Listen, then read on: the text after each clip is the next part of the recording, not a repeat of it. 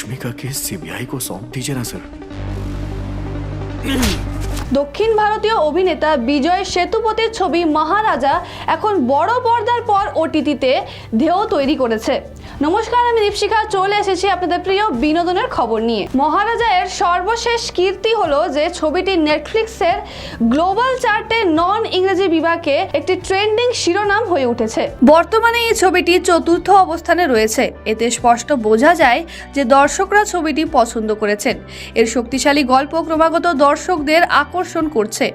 মহারাজা বিজয় সেতুপতির 50তম ছবি। নেটফ্লিক্সে এর পারফরমেন্সের দিকে তাকালে এটা বলা যায় যে এটি আগামী অনেক দিন চার্টে তার স্থান বজায় রাখবে।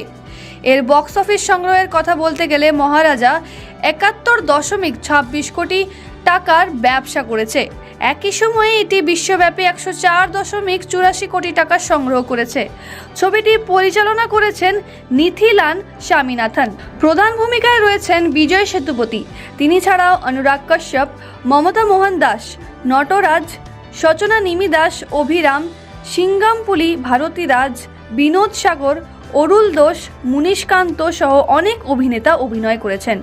মহারাজা 14 জুন 2024-এ প্রেক্ষাগৃহে মুক্তি পায়। অভিনেতা হিসেবে এটি হিন্দি সিনেমার পরিচালক অনুরাগ কাশ্যপের তৃতীয় তামিল ছবি।